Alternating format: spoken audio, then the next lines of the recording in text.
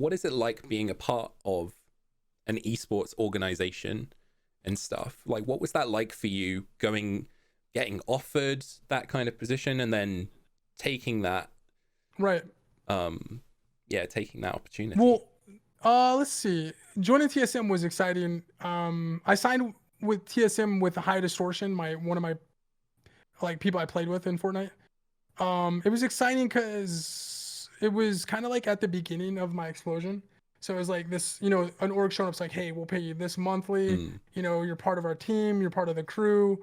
You're getting money. It's like everyone's winning. hmm And it's like holy crap! All of a sudden, I'm making my money through Twitch. All of a sudden, it's like boom, I'm getting paid professionally from a professional team, and like TSM is huge. You know, I knew them from League of Legends. I played League of Legends back in the day, so I was a fan of TSM. I like Reginald. I like everyone that plays for TSM, so it was like a no-brainer for me. I love their brand. I also knew behind the scenes that Daquan, Hamlins, and Myth were joining, hmm so I knew like it was going to be a move. Like they had a movement Yeah. on Fortnite, so I was like, I want to be a part of that. So it was awesome. It was, and TSM was great to me. Uh, I never had a problem with them once. It just was a great thing that back and forth. I ended up not re-signing. People think I left TSM, but I just ended up not re-signing my contract, which is like different from leaving. It's like For sure. I ended my job. Like I signed a contract Yeah. to this day to this date, and I was just like, I'm not gonna re-sign because I wanted to join an agency. Like I hmm wanted to, I knew Fortnite wasn't gonna last forever. And I was like, I want to move away from orgs and join an agency who's gonna just represent, like personally represent my channel, opposed to just like a bunch of broad players. They represent players, hmm like this agency will represent me, my channel, and I think in the at the time I thought it was the best move for me, and it ended up being the best move, so it worked out great. Yeah, I was gonna say about that, especially like a lot of people do seem to think that when somebody leaves an organization that it's always on bad terms, and it's Mm, sometimes when a contract ends, you've done done your business like that. That's right. it, and you still ultimately it's the same with picking up a new phone contract. Even Right. like sometimes you might just want a new phone, Yeah, and that's okay.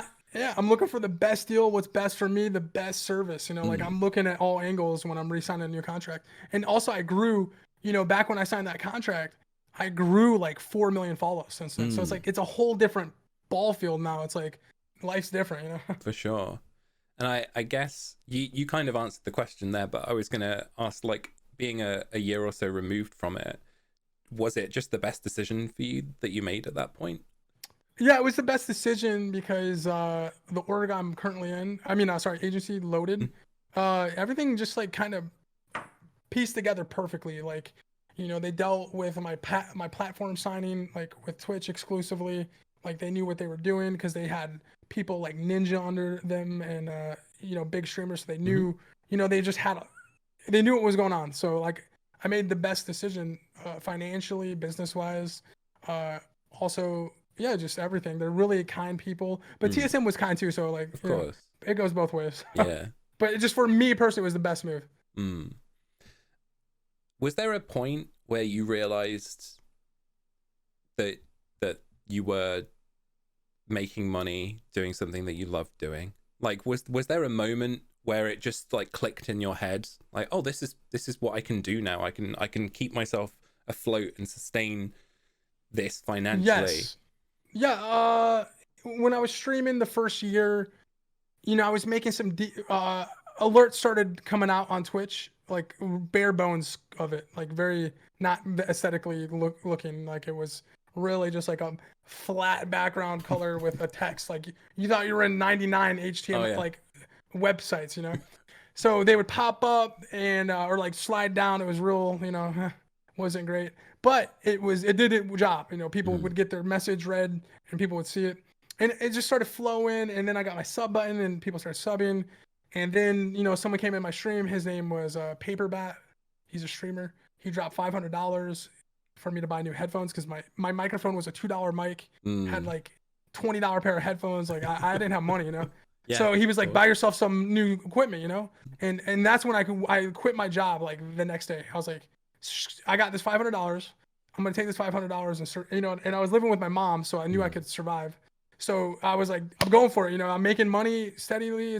Maybe it's not as much as my job, but it's close. And it's like, Mm, and if I just put all my effort into this instead of my job, like maybe I can excel even higher, you know? So that's what I did. And that's when I knew it. I think you made the Yeah. right call. I did. Yeah. There's been some Yeah. up and downs though. For sure. I feel as though a lot of the time people tend to struggle with making that decision of whether or not you quit your job and just put would is the gamble worth it?